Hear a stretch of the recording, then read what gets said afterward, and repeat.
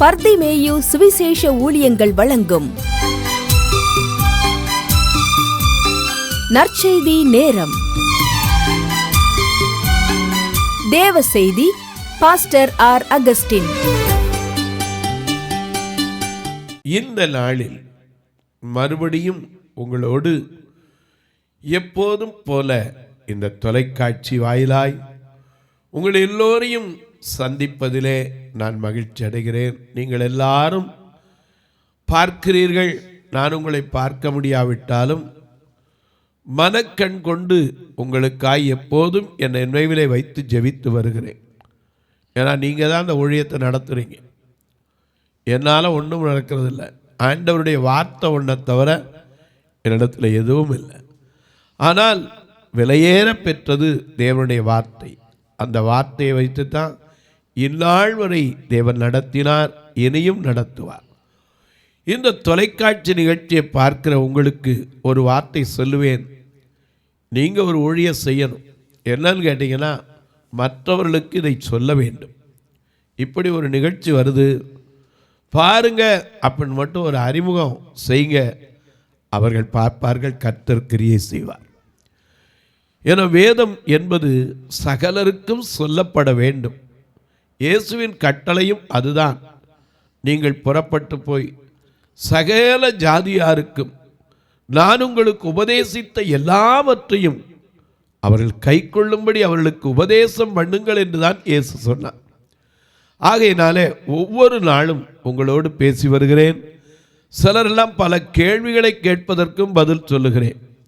இன்றைக்கும் ஒரு கேள்விக்கு தான் பதில் சொல்ல போகிறேன்.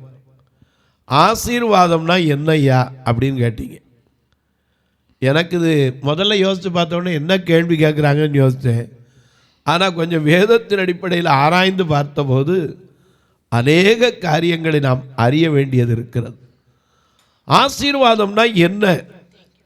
இன்னைக்கு நிறைய பேர் நினைக்கிற ஒரு காரியம் என்னன்னா, நிறைய பணம் இருந்தால், சொத்து சுகம் இருந்தால், பல வீடுகள் இருந்தால் ஆசீர்வாதமா? எத்தனை பேர்ட்ட பாருங்க, எல்லாம் இருக்கு, ஆனால் சந்தோஷம் இருக்கா? இல்லை.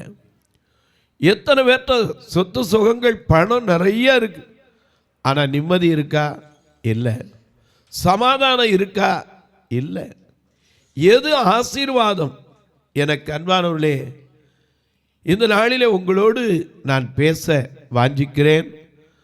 அதை குறித்து தேவனும் எனக்கும் கற்றுத்தருவார் என்று நான் விசுவாசிக்கிறேன். நீங்களும் உங்களுடைய வேதாகமத்தை எங்கே இருந்தாலும் தயவு செய்து இந்த நிகழ்ச்சியை பார்க்கிற போது மறக்கவே கூடாது. என்னையாம்பிங்க, உங்கள் பைபிளை கையில் எடுத்துக்கணும். தயவு செய்து ஃபோனில் எடுக்காதீங்க. ஏன்னா ஃபோன் திடீர்னு சார்ஜ் போயிடும். சில நேரம் ஏதாவது ஒரு கால் வந்துடும், உடனே நம்ம அந்த வேதத்திலேருந்து டைவெர்ட் ஆயிரும். ஆகையினால தயவு செய்து உங்களுடைய வேதாகமத்தை எடுத்து கையில் வச்சு ஒரு வார்த்தையை திருப்புங்க. ஆதியாகமம் 32ஆம் அதிகாரத்திலே 26ஆம் வசனத்திலிருந்து 29ஆம் வசனம் வரை திருப்பி வைத்துக்கொள்றீங்களா? அப்படி எல்லாரும் எடுக்கிற வரைக்கும் நீங்களும் நானும் பாடுவோமா?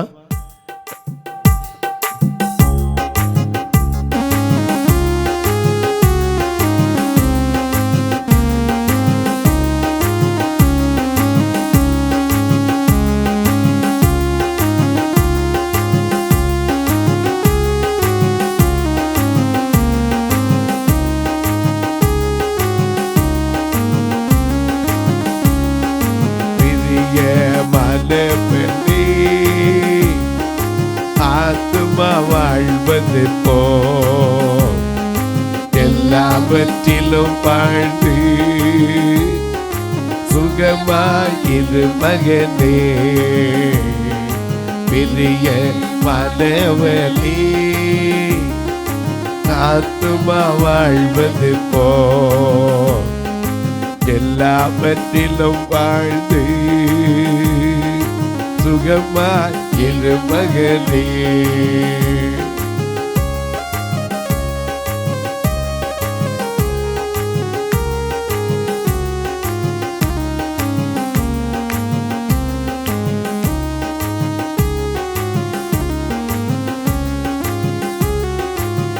ஓட்ட பந்தயம் நீ ஓடுகிறாய், ஒழுங்கின்படி ஓடு மகனே. ஓட்ட பந்தயம் ஓடுகிறாய், ஒழுங்கின்படி ஓடு மகளே. நெருங்கி வரும் பாவங்களை, நெருங்கி வரும் பாவங்களை உதறி தள்ளிவிட்டு ஓடு மகனே, சிதறி தள்ளிவிட்டு ஓடு மகளே. பிரிய மனவனே, ஆத்துமா வாழ்வது போ எல்லாவற்றிலும் வாழ்ந்து சுகமாயிரு மகனே.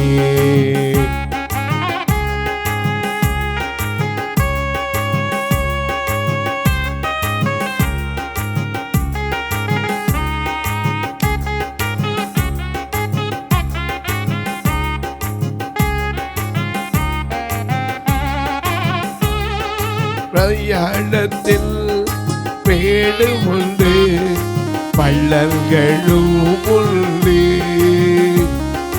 பிரயாணத்தில் மேடு உண்டு, பள்ளங்களும் உண்டு.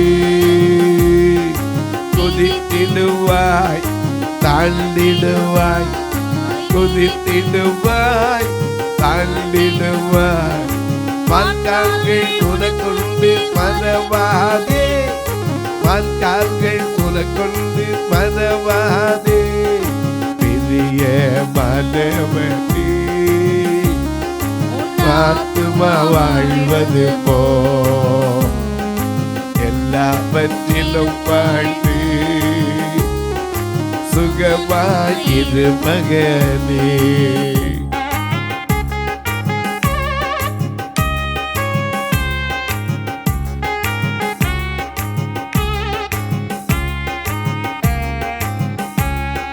வாழ்க்கை என்பது போராட்டமே, நல்லதொரு போராட்டமே.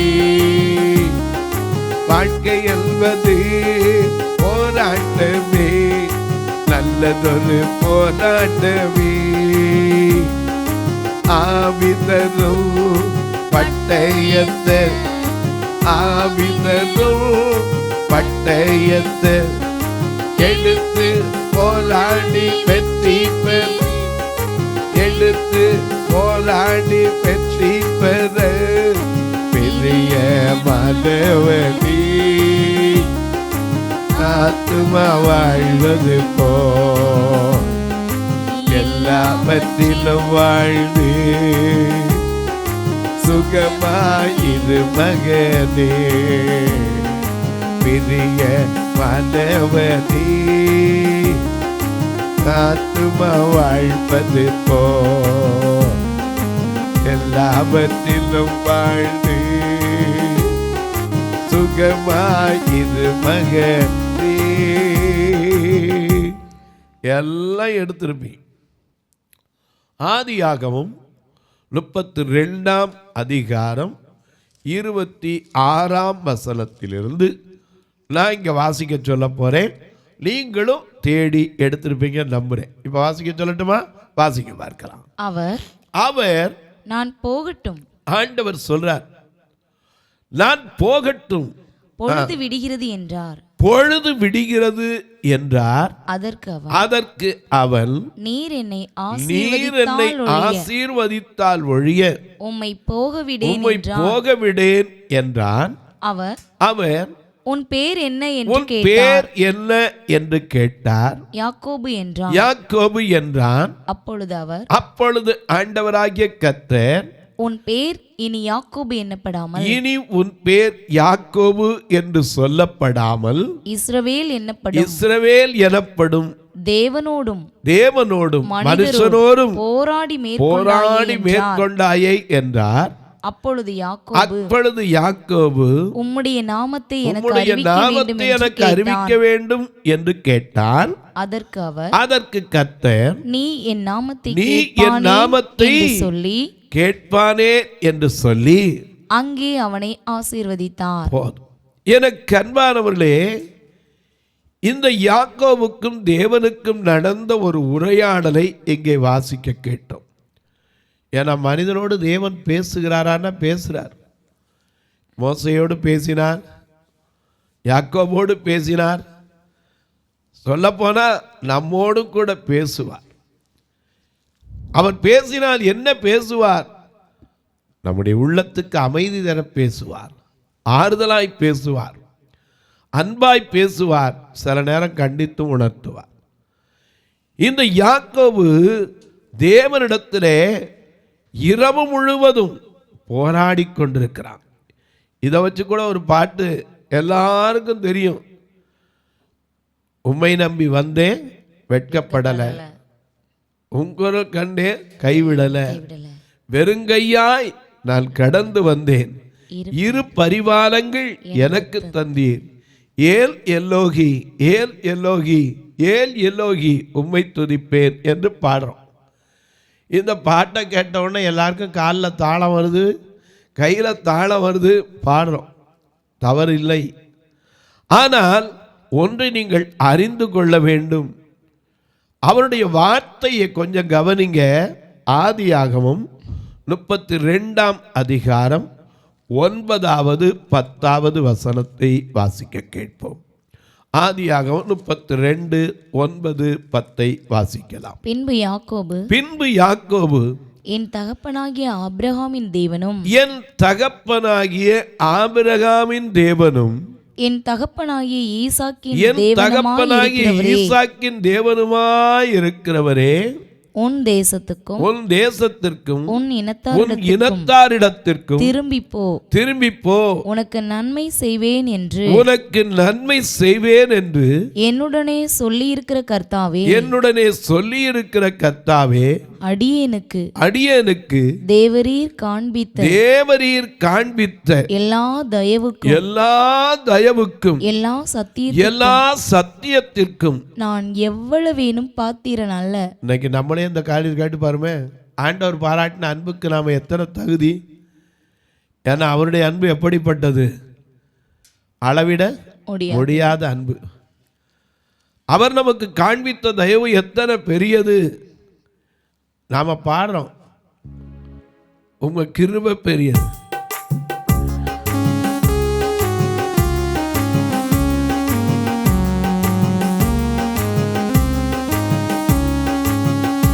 உங்க கிருபைதா என்னை தாங்குகின்றது, உங்க கிருபைதா என்னை நடத்துகின்றது, உங்க கிருபைதா என்னை தாங்குகின்றது, உங்க கிருபைதா என்னை நடத்துகின்றது. கிருபையே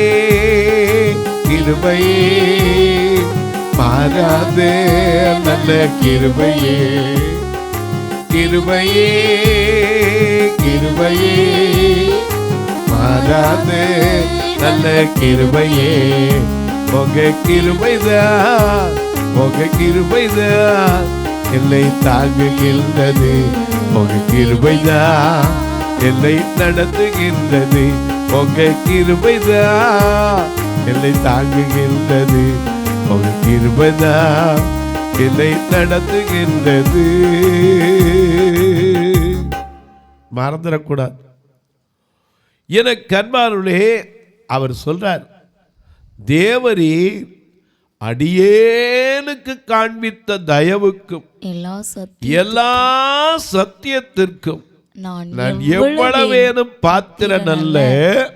நான் கோலும் கையுமாய், நல்ல கவனிங்க அவர் ஸ்டேட்மெண்ட, நான் கோலும் கையுமாய் இந்த யோர்தானை கடந்து போனேன், இப்பொழுதோ இவ்விரண்டு பரிவாரங்களை உடையவனானேன் என்று சொன்னார். அவரே சொன்னார், நான் வெறுமையா வந்தேன், என்னை என்ன செஞ்சீங்க? ஆசீர்வதிச்சீங்க. ஆசீர்வதிச்ச 2 பரிவாரங்களோடு. நான் கேட்பேன், 2 பரிவாரம்னா ஒருவேளை லாகியலை லேயாளி நடந்து சொன்னாலும் தெரியாது. ஏன் சொன்னேன்? ஆசீர்வாதம் என்றால் என்னையா? இப்ப யாக்கோபு கேட்கிறாரே, நீர் என்னை ஆசீர்வதித்தால் ஒழிய உம்மை நான் என்ன செய்ய மாட்டேன், விடவே மாட்டேங்கிறாரே. என்ன காரணம்? அவருக்கு என்ன ஆசீர்வாதத்தில் குறைச்சல்? 1க்கு 2, உபத்திரவத்துக்கு 3, 4 இருந்துச்சு. அப்போ என்ன இன்னொன்று வேணும்னு கேட்குறாரா? பிள்ளைகளுக்கு குறைச்சலா? எத்தனை பிள்ளைங்க? 12, ஒரு டசன். வந்தா இன்னைக்கு இவன் என் கூட, அன்னைக்கு அவன் என் கூடப்பா. ராகேல் லேயாளும் பையன் கொண்டு அந்த தூதாயின் கறியை வச்சு கூட இன்னைக்கு தூதாயின் கறியினால என் புருஷனை நான் கொண்டேன்னவன். ஒருத்திக்கு ஒருத்தி. அவனுக்கு இருந்த ஆசீர்வாதத்துக்கு குறைச்சல் கிடையாது. வெறுமையாத்தான் வந்தா. கர்த்தர் அவனை ஆசீர்வதித்த விதத்தை அவரே சொன்னான், வெறும் கையாய் நான் கடந்து வந்தேன், 2 பரிவாளங்களை எனக்கு கொடுத்தீர். அப்போ இதுக்கு மேலே என்ன ஆசீர்வாதம் வேணும்? இன்னைக்கு அநேகருக்கு விளங்காதது என்னன்னா, ஆசீர்வாதம்னா என்ன. ஏன்னா இன்னைக்கு ஆசீர்வாதம் ஆசீர்வாதம் சொல்லி சொல்லி சொல்லி அநேகருக்கு இன்னைக்கு ஆசீர்வாதம்னா எது? நிரம்ப பணம் இருந்த ஆசீர்வாதமா? நிறைய சொத்து சுகம் இருந்த ஆசீர்வாதமா? இல்லை நல்ல நிறைய கார் பங்களா வசதியோடு இருந்த ஆசீர்வாதமா? இல்லைங்க. ஆசீர்வாதம்னா என்ன? ஏன்னா அவனுடைய ஆசீர்வாதத்திலேருந்து தான் அண்ணனுக்கு கொஞ்சம் பிரித்து கொடுத்த ஒரு காரியத்தை கணக்கு இங்கே எழுதி வச்சிருக்கார். வாசிக்கலாமா? ஆதியாகமம் 32ஆம் அதிகாரம் 13வது வசனத்தை திருப்பிக் கொள்ளுங்கள். அன்று ராத்திரி அவன் அங்கே தங்கி தன் கைக்கு உதவினவைகளிலே, நல்ல கவனிங்க, தன்னுடைய கைக்கு உதவினவைகளிலே தன் சகோதரனாகிய ஏசாவுக்கு வெகுமானமாக. வெகுமானம் என்னது? கிஃப்ட். நம்ம ஊர் பாஷையில் சொன்னால் அன்பளிப்பு. ஏன்னா நீ சாப்பிட்ட உடனே கொஞ்சம் டிப்ஸ் வச்சுட்டு போகிறானே, அதுவும் கிஃப்ட்டு தான். இன்றைக்கி எல்லா ஹோட்டல்லையும் பாருங்கள், நீங்கள் பில்லு கொடுக்க விட மாட்டாங்க. அவனே பில்லை கொண்டாந்து தட்டில் வைப்பார். எதுக்குன்னா நீங்கள் வச்சுட்டு மிச்சம் சொல்கிறியா அவர் கொடுக்குறாரு. இங்கே இவன் கைக்கு உதவினதில் சிலவற்றை தன் சகோதரனாகிய ஏசாவுக்கு பிரித்து கொடுக்கிற கணக்கை கொஞ்சம் பாருங்க. அப்போ அவன் ஆசீர்வாதம் எவ்வளவுன்னு விளங்கும். அவன் தன் கைக்கு உதவின சிலவற்றை தன் சகோதரனாகிய ஏசாவுக்கு பிரித்து கொடுத்தானான். அது என்னன்னது?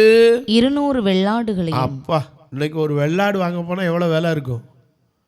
இன்னைக்கு நிலைமை விட்டுருக்கு. அன்னைக்கு நிலைமைக்குனாலும் இன்னைக்கு நிலைமைக்குனாலும் பொருளாதாரம் எவ்வளோ உயர்ந்திருக்கோ அதுக்கு தக்க விலைவாசி உயர்ந்திருக்கு. பண வீக்கம் இன்னைக்கு குறைஞ்சிருக்கான்னா இல்லைன்னு தான் நான் சொல்லுவேன். ஏன்னா பொருளாதாரம் நம்ம சொல்கிறோம் இன்னைக்கு விலைவாசி ஏறி போச்சுங்கிறோம். அதுக்கு தக்க பொருளாதாரத்திலே வளர்ச்சி. முந்தி காலத்தில் சம்பளம் எவ்வளவு? சிலருக்கெல்லாம் அன்னைக்கு ஒரு அம்மா சொன்னாங்க, என் வீட்டுக்காருக்கு 32 ரூபா சம்பளம்னாங்க. இந்த 32 ரூபாயை வச்சு குடும்பத்தை நடத்தணும், பிள்ளைகளை போஷிக்கணும், குடும்பத்தின் தேவைகளெல்லாம் பார்க்கணும், 30 நாள் சாப்பிடணும். அதுக்கு மொத்த சம்பளமே எவ்வளவு? 32 ரூபா. ஆனால் இன்னைக்கு இருக்கிற சம்பளம் ஒரு ஸ்டார்டிங் அடிப்படைக்கு போனால் எவ்வளவு இருக்குது? 17-18 எனக்கு அன்பார்களே, நாம் நினைக்கிறோம் ஏதோ பொருளாதாரத்தில் விழுந்துட்டோம், இன்னைக்கு விலைவாசிலாம் ஏறி போச்சு. விலைவாசி ஏறலை, அதுக்கு தக்க வருமானமும் ஏறி இருக்கு. எப்போவுமே 2 பக்கமும் ஈக்குவலாக இருக்கணும். ஒரு பக்கம் மட்டும் இதாக இருந்து மற்ற பக்கம் இதாக இருந்தால் பண வீக்கம் தான் ஏற்படும். அதனால தான் கரெக்டாக போகிறதும் வரதும் சரியாக தான் நமக்கு இருக்குது. 32 ரூபா சம்பளத்தில் அன்னைக்கு வாழ்ந்தாங்க. எப்படி வாழ்ந்தாங்க? சந்தோஷமாக வாழ்ந்தாங்க. நான் சின்ன பிள்ளையாக இருக்கும்போது 1958 அப்போ எனக்கு நீங்கள்லாம் பார்த்து ஞாபகம் இருக்குமோ நமக்கு தெரியாது. காலனா, அரையனா, ஒரணா, 2 அணா, 4 அணா இப்படி இருந்துச்சு. அதுலேயும் ஓட்டை காலனா இருந்துச்சு, ஓட்டை இல்லாத காலனா இருந்துச்சு. அரையனாங்கிறது 3 காசு, ஒரணாங்கிறது 6 காசு. ஆனால் அன்னைக்கு நீங்கள் 1 ரூபா கொண்டு போனீங்கன்னா வீட்டுக்கு அத்தனை சாமானும் வாங்கிட்டு வந்துடலாம். எனக்கு தெரிய நான் சின்ன பிள்ளையா இருக்கும்போது கால்னா கையில் கொடுப்பாங்க. அதை வச்சு பொறிகடலை கடையில் போய் கேட்டால், எப்போ பை கொஞ்சம் பெருசாக கொண்டாடப்படாதாம்பாங்க. சட்டப்பையில் ஒழுங்கெல்லாம் சொல்லுவார், பையாவது கொஞ்சம் பெருசாக தைக்கப்படாதாம்பார். இன்னைக்கு நீங்கள் விலைவாசி எப்படி இருக்குன்னு பார்த்து. ஆனால் அன்னைக்கு நமக்கு எவ்வளோ விலையும் உயர்ந்திருக்குன்னா வருமானமும் உயர்ந்திருக்கு, விலைவாசியும் உயர்ந்திருக்கிறது. அவர் அன்னைக்கு இருந்த லெவலுக்கு 200 வெள்ளாடு. இன்னைக்கு நீங்கள் வாழ்கிற காலத்துக்கு ஏற்றாப்புல கணக்கு போட்டு பாருங்கள், ஒரு ஆடு குறைஞ்சது வெள்ளாடு 5000 ரூபாய்க்கு வாங்க முடியுமா? எல்லாம் ஒரு 6000 ரூபா 7000 ரூபா வரைக்கும் வாங்கலாமா? குறைஞ்சது நம்முடைய ஒரு சின்ன ஒரு மதிப்பாக போட்டோன்னா கூட எத்தனை வெள்ளாடு? 200 வெள்ளாடு. ஒரு வெள்ளாடு 5000 ரூபானா எத்தனை ஆச்சு? 100. கணக்கு பாருங்க. ஏன்னா ஒரு ஆடு 5000 ரூபா வச்சிங்கன்னா 100 ஆடு எத்தனை ஆச்சு? அதே போல் 200 ஆட்டு கணக்கு பண்ணி பாருங்க. அது மட்டும் இல்லை, 200 வெள்ளாடும் 20 வெள்ளாட்டு கடாக்களையும். அடையே அப்பா, ஒரு கடா இன்னைக்கு வாங்க போனால் 8 ரூபா 10 ரூபாய்க்கு குறைஞ்சிருக்கார். 20 கடாக்கள் கிட்டத்தட்ட 1,60,000 மேலே வந்துடுது. 20 கடாக்கள், 200 செம்மறி ஆடுகள். அடுத்தாப்புல செம்மறி ஆட்டில் 200, 20 ஆட்டுக்கடாக்கள், 20 ஆட்டுக்கடாக்கள், பால் கொடுக்கிற ஒட்டகங்கள் 30 ஒட்டகங்கள். ஏன்னா ஒரு ஒட்டகத்தை வச்சு இன்னைக்கு மேய்க்கிறதே பெரிய பாடு. ஏன்னா கொஞ்சம் நாளைக்கு முன்னாடி துபாயில் மழை அடிக்கும்போது ஒட்டகத்தெல்லாம் இழுத்துட்டு ஓடிச்சு. நீங்களே டிவியில் பார்த்துருப்பீங்க. அந்த அளவுக்கு துபாயில் மழை பெய்யாத இடத்துல பெஞ்சது.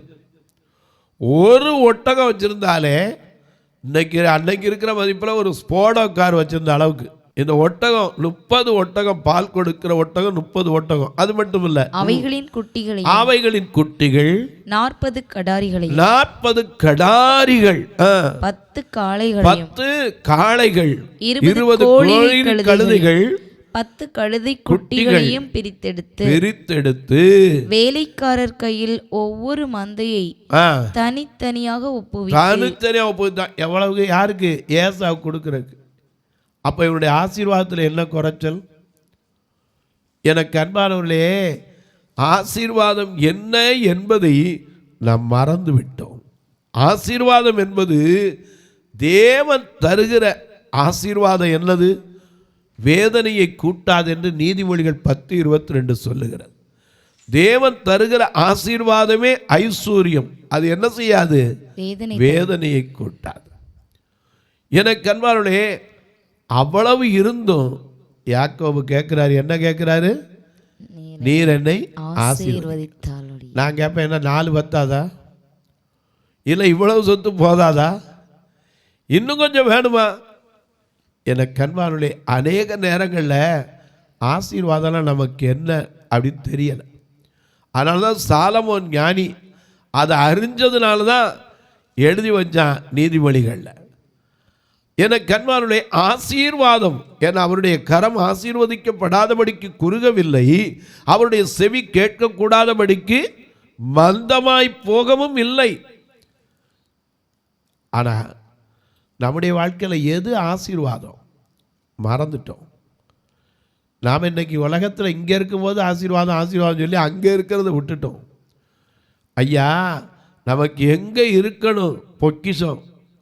வேதம் சொல்லுது, பூமியிலே உங்கள் பொக்கிஷத்தை சேர்த்து வைக்காதிருங்க, அது பூச்சியும் துருவும் பிடிக்கும், திருடர்கள் கண்ணமிட்டு திருடுவார்கள்.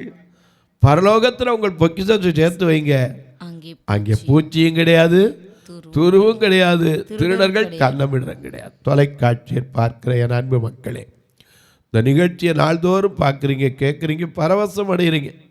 ரொம்ப நல்லது. கேட்பதோடு விட்டுவிடாமல் ஒரு வார்த்தை ஜெபம் பண்ணுங்க. எதுக்கு? இந்த நிகழ்ச்சி தொடர்ந்து வருவதற்கு. எங்களுடைய திருச்சபை 2 பார்வையற்ற மக்களுக்காக தேவன் வைத்திருக்கிறார். 2 கண்ணு தெரியாதவங்க, கால் முடியாதவங்க, இப்படிப்பட்ட மக்கள்லாம் வருவாங்க. இவர்களை கூட நான் அழைத்து வருவதற்கு வேன் அனுப்பி தான் கூப்பிடுறேன். எதுக்கு? கூட்டம் காமிக்கிறதுக்கு இல்லை, முடியாதவங்களை கூட்டிகிட்டு வரணும். இவர்களும் ரட்சிக்கப்பட வேண்டும், இவர்களும் கெட்டு போயிடக்கூடாது.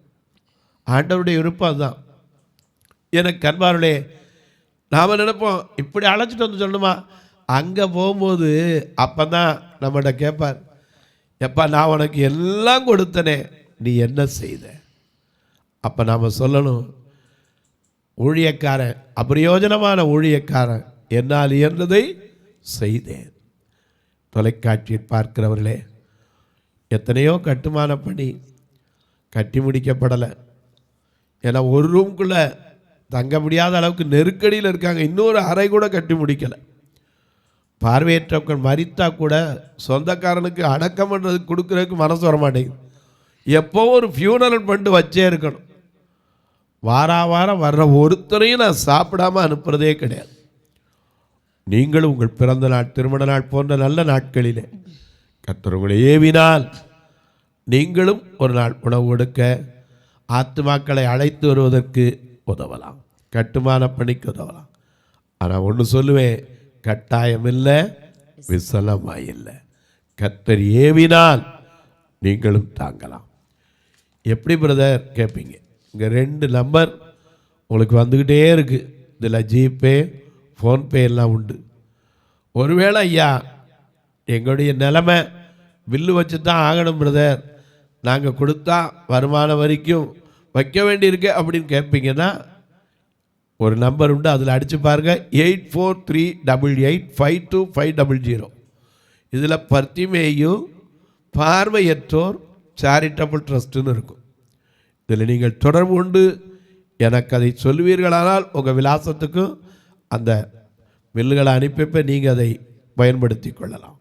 உங்கள் ஜெபக்காரி எது இருந்தாலும் காலை 10லேருந்து 5க்குள்ளே சொல்லுங்கள். இப்போ உங்களுக்கு ஜெபிக்கட்டுமா? நல்ல பிதாவே, நன்றியோடு துதிக்கிறோம் சுவாமி. ஆசீர்வாதம் என்றால் என்ன இதை நாங்கள் அறிய வேண்டும் அப்பா. ஆசீர்வாதம் இன்றைக்கு நிரம்ப வரும்போது என்ன நடக்கிறது இதை குறித்து நாங்கள் அறிந்து கொண்டால், ஆசீர்வாதம் எது என்று புரிந்து கொண்டால், தேவன் தருகிற அந்த ஆசீர்வாதத்துக்குள்ள மன நிறைவோடு வாழ கர்த்தர் உதவி செய்யும். இந்த ஊழியத்தை தாங்குகிற, ஜெபிக்கிற, கொடுக்கிற எல்லா மக்களையும் ஆசீர்வதியும். இயேசுவின் நாமத்தில் திருமண நாள், பிறந்த நாள், தங்களுக்கு அன்பான இழந்த நினைவு நாட்களை நினைவு கூறுகிற மக்களுக்காய் ஜெபிக்கிறேன்.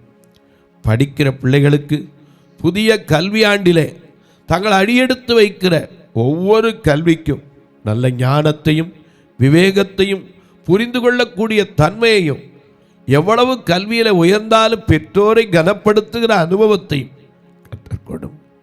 வானத்திற்கும் பூமிக்கும் சகல அதிகாரம் கொண்ட இயேசு கிறிஸ்துவின் ஈடு இணையற்ற வல்லமையுள்ள நாமத்தில் ஜெபிக்கிறேன் நல்ல பிதாவே, ஆமென்.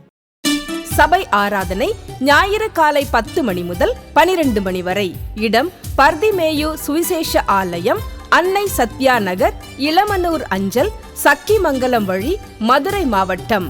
பின்கோட் 625201 மற்றும் பர்திமேயு சுவிசேஷ ஜெப வீடு, flat number 107, Eden garden, Muthur, Tirunelveli. Pin code 627011. சிறப்பு உபவாச கூட்டம் ஒவ்வொரு மாதமும் 2வது சனிக்கிழமை காலை 10 மணி முதல் 1 மணி வரை நாகர்கோவில் YMCA ஹாலில் வைத்து நடைபெறுகிறது. மற்றும் ஒவ்வொரு மாதமும் 4வது சனிக்கிழமை காலை 10 மணி முதல் 1 மணி வரை திருநெல்வேலி புதிய பேருந்து நிலையம் அருகில் உள்ள கிரேஸ் ஹாலில் வைத்து நடைபெறுகிறது. எங்கள் எல்லா ஆராதனைகளிலும் கலந்து கொண்டு தேவனை மகிமைப்படுத்த அன்பாய் அழைக்கிறோம். உங்கள் உதாரத்துவமான காணிக்கைகளினால் இவ்வூழியத்தை தாங்க விரும்பினால் R Augustine, account number 5021364331, IFSC code IDIB 000B066, Indian bank, BP Kulam, Madurai. GPay number 9842181917, BGM ministries மற்றும் 9442559772, பிளைண்ட் மினிஸ்ட்ரீஸ் அகஸ்டின். உங்கள் தொடர்புக்கு பாஸ்டர் ஆர் அகஸ்டின், பர்திமேயு சுவிசேஷ ஊழியங்கள், நாகமலை, புதுக்கோட்டை, மதுரை 625019. தொலைபேசி எண்கள் 9842181917 மற்றும் 9442559772. கர்த்தர் தாமே உங்களை ஆசீர்வதிப்பாராக.